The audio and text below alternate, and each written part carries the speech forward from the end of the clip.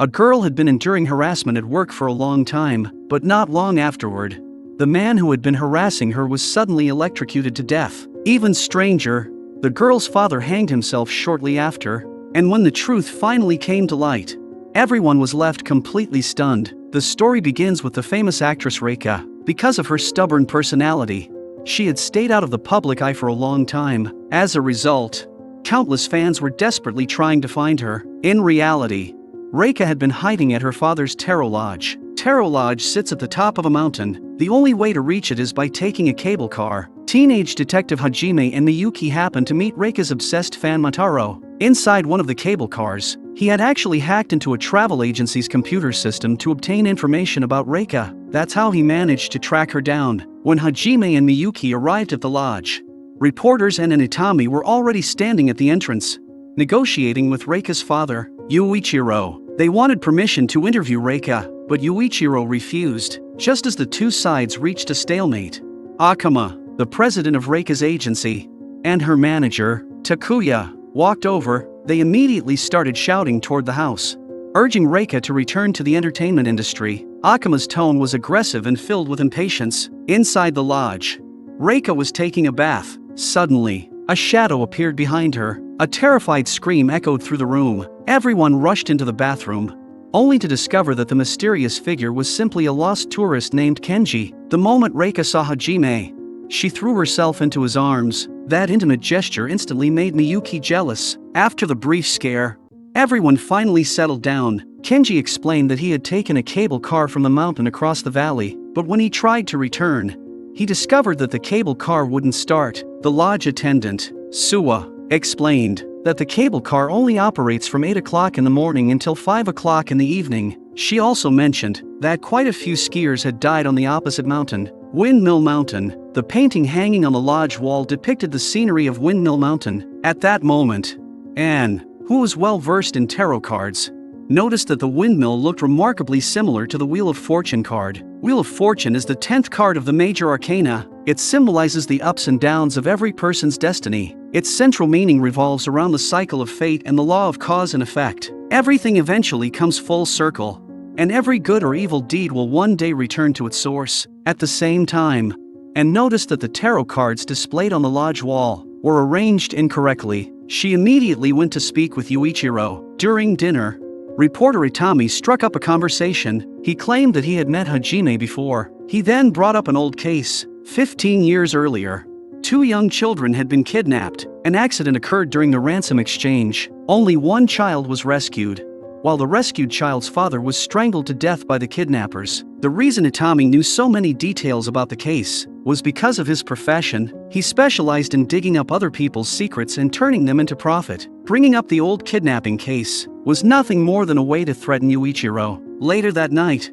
Reika arranged for Hajime to stay in the group guest room. The room contained 2 connecting doors leading to the rooms on either side. Meanwhile, Itami was talking privately with Yuichiro. He recognized Yuichiro as the criminal behind the kidnapping case 15 years ago. Without hesitation, he demanded 100 million yen in cash. At the same time, he shamelessly insisted that Reika spend the night with him. Itami's humiliating words completely enraged Yuichiro. Overcome by emotion, Yuichiro grabbed an ashtray and beat Itami to death. When he finally came back to his senses, he was overwhelmed with fear. Taking advantage of the darkness, he buried the body in the courtyard. Afterward, he carefully cleaned the crime scene. Little did he know, every single move he made had been witnessed by Takuya. The next morning, everyone discovered that Itami had disappeared. Outside his room, they found a tarot card, the Wheel of Fortune. Hajime guessed that the clue pointed toward Windmill Mountain, so the group climbed the mountain through thick fog. What they saw sent chills down everyone's spine. Itami's body had been tied to a giant windmill. The scene perfectly matched the image on the Wheel of Fortune card. The killer had deliberately arranged the corpse that way, making it an unmistakable act of provocation. The Wheel of Fortune symbolizes the endless cycle of sin and inevitable retribution. According to the traditional interpretation of the tarot, its core meaning is the cycle itself. Its appearance at Itami's murder scene carries 3 deeper meanings. First, it serves as a judgment upon Itami's greed. He spent his life exploiting other people's secrets for personal gain. In the end, that very greed pushed Yuichiro beyond his limit, costing Itami his life. Second, It serves as a warning to Yuichiro. 15 years ago, he committed the sins of kidnapping and murder. 15 years later, he killed again after being blackmailed by Itami. He had fallen back into the same cycle of sin. The Wheel of Fortune suggests that no matter how desperately he tries, he can never escape his past, and the chaos he unleashed has only just begun. Third, it foreshadows the truth behind the case. The killer arranged the body to resemble the Wheel of Fortune only to mislead everyone's thinking. The real purpose was to convince everyone that this was a series of revenge killings targeting those burdened with sin. Soon afterward, everyone tried to take the cable car, only to discover that someone had sabotaged the control room. After returning to the lodge, Takuya accused Mataro of acting suspiciously the previous night. Mataro immediately defended himself, claiming that he had only sabotaged the cable car control room so he could spend more time with Reika. Without realizing it, Mataro's actions ended up helping the real killer. With the cable system destroyed, no one could leave the mountain. The police were unable to reach the lodge, giving the murderer plenty of time to carry out the rest of the plan. Hajime then headed to Itami's room to investigate. It didn't take long for him to conclude that this was the original crime scene. Picking up the ashtray, he carefully reconstructed what had happened. There were cigarette butts inside, but no ashes. That meant the ashtray itself had been used as the murder weapon. While cleaning out the ashes, the killer had unplugged the clock, causing it to fall 5 minutes behind. In addition, Hajime discovered a pair of headphones hidden beneath the bed. He speculated that Itami might have been recording everything. Yuichiro immediately panicked. He rushed to the place where he had buried the body, desperately searching for a recorder. Only then did he realize he had walked straight into Hajime's trap. In reality, Itami had never possessed any recorder at all. Yuichiro's reaction completely exposed him as the murderer. But even though Hajime had identified the killer, he still lacked any concrete evidence. Yuichiro pulled out his scarf, intending to strangle Hajime. Just then, Reika and Miyuki suddenly appeared. With no other choice, Yuichiro awkwardly pretended that he was simply helping Hajime put on the scarf. At that moment, Reika sneezed. Seeing this, Hajime instinctively offered her the scarf, but Reika immediately recoiled, showing an unusually strong resistance. On a deeper psychological level,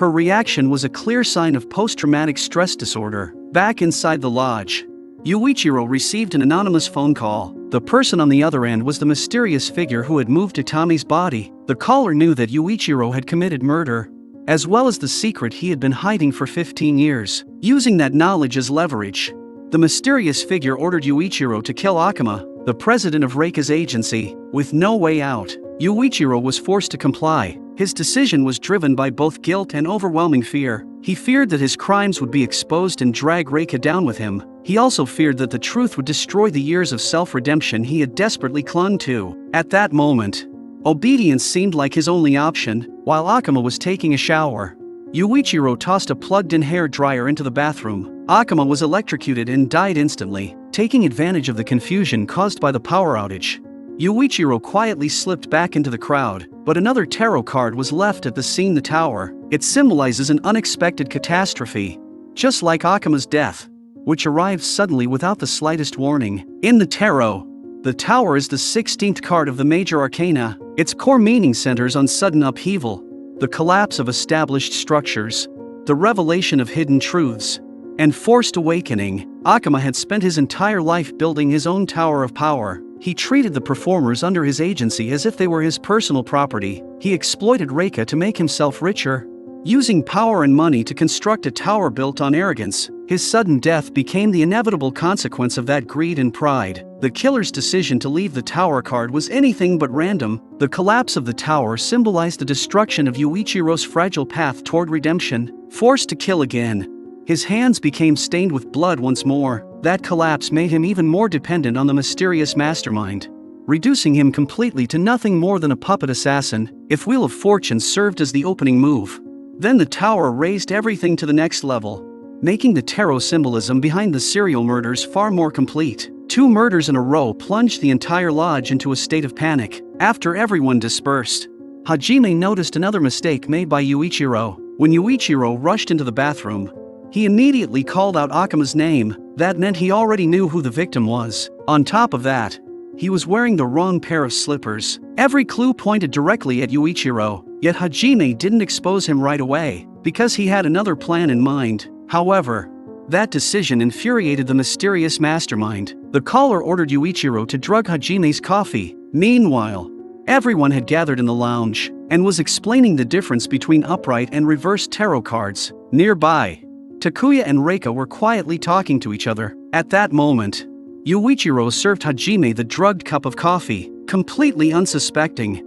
Hajime drank it in one gulp. After returning to his room, he immediately fell into a deep sleep. Everyone believed that Hajime would become the next victim, but after Miyuki woke him up, the shocking news they received was Yuichiro's death. He had been hanged from the beam of his bedroom ceiling. Inside the room, a third tarot card had been left behind, the Hanged Man. The Hanged Man is the 12th card of the major arcana. Its upright meaning represents voluntary sacrifice, self-redemption, and a change in perspective. Its reversed meaning, however, symbolizes false sacrifice, forced stagnation, and chains of obsession. This card served as the ultimate judgment upon Yuichiro, but the killer had arranged Yuichiro's body in the image of the Hanged Man, while placing the pose upside down, accidentally revealing a critical blind spot. The murderer didn't actually know what the upright form of the Hanged Man looked like. That also suggested that the very foundation of this revenge was nothing more than an obsession that had become a prison. The reversed Hanged Man implies that false sacrifice can never lead to true redemption. Hajime understood perfectly that Itami and Akama had both been killed by Yuichiro, but from beginning to end, Yuichiro himself had been nothing more than a puppet manipulated by the real killer. Kenji stated that he had stayed by the fireplace the entire night. After Yuichiro entered his room, no one else went inside. The window in Yuichiro's room was locked from the inside, eliminating the possibility that the killer entered through the window. To reach the room through the connecting doors, someone would have had to pass through Miyuki's room, an empty room, and Hajime's room. How could the killer have pulled it off without being seen? The investigation had reached a complete dead end. Soon afterward, 3 seemingly unrelated events provided Hajime with the crucial clues. He needed to uncover the truth. First, while looking through a photo album with Reika, Hajime noticed that there were no pictures of her before the age of 3. It suggested that her background was far more complicated than it seemed,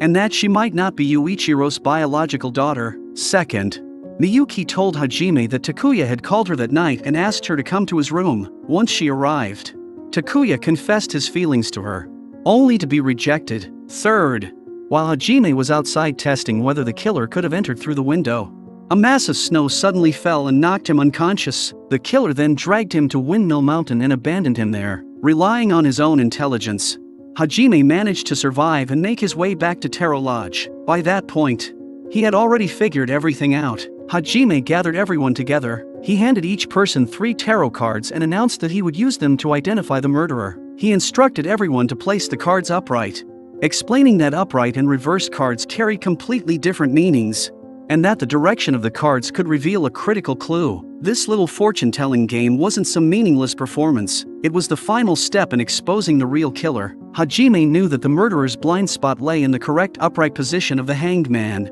He turned over the Wheel of Fortune card and the Tower card, leaving only the Hanged Man, and had already explained earlier that the Hanged Man depicts someone suspended by bound feet, not someone hanging by the neck. But both the tarot card found at the crime scene and Yuichiro's staged pose had been arranged incorrectly. That meant the real killer had missed his explanation and didn't know what the Hanged Man was actually supposed to look like, and that person was Takuya. Takuya immediately argued back. He insisted that to reach Yuichiro's room through the connecting doors, he would have had to pass through Miyuki's room, the empty room, and Hajime's room.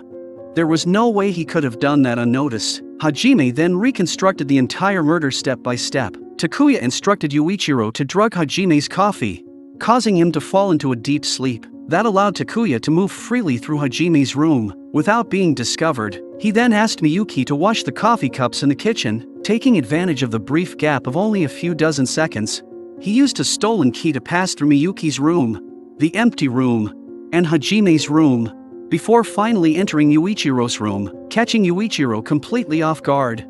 Takuya strangled him to death. After killing Yuichiro and arranging the crime scene, he hid inside the empty room. At 3 o'clock in the morning, he called Miyuki and invited her to meet him in his room. As Miyuki left to meet him, Takuya seized the opportunity to pass back through her room and return to his own. With his method fully exposed, Takuya had nothing left to deny. In front of everyone, he revealed a shocking truth. He was never Reika's manager. He was actually her biological older brother. The two children who had been kidnapped 15 years ago were none other than Takuya and Reika. Back then, their real father had sacrificed himself to protect them. He was strangled to death by the kidnapper, and that kidnapper was Yuichiro. During the chaos, their father managed to throw Takuya to safety, but the young Reika was taken away. Years later, Takuya became Reika's manager when he unexpectedly encountered Yuichiro. The memories that had long been buried began to resurface, and with them, the desire for revenge took root inside his heart. As for Akuma's murder, Takuya admitted that he simply took advantage of the situation. He had long known that Akuma used unfair contracts to control and exploit Reika, so he manipulated Yuichiro into killing Akuma. By doing so, he eliminated someone who had been hurting Reika, while at the same time covering up his own revenge plan. The reason Hajime was certain that Takuya was the killer wasn't just because of the tarot card mistake. There was another crucial clue. The kidnapping 15 years earlier had left both children with severe psychological trauma. They had watched their father being strangled right before their eyes. The rope around his neck became a nightmare that haunted them for the rest of their lives. That was why Reika instinctively rejected scarves, and why Takuya never wore neckties. Anything wrapped around the neck would trigger their buried emotional trauma. At last, the truth was revealed. Reika couldn't accept that the man she had called her adoptive father was actually the murderer who killed her real father, or that Takuya was her biological brother. Completely devastated, she ran out of the lodge, but tragedy struck once again when an avalanche suddenly came crashing down. At the critical moment, Takuya appeared. Without the slightest hesitation, he shoved Reika out of the way, but he himself was completely swallowed by the avalanche. It was the emotional climax of the entire case, and the moment that marked Takuya's return to his humanity. He had spent his entire life trapped by hatred, yet in his final moments, he chose to protect someone instead of seeking revenge, using his own life to achieve redemption for both his sister and himself. In the end, he transformed from a man consumed by vengeance back into nothing more than an older brother protecting his little sister.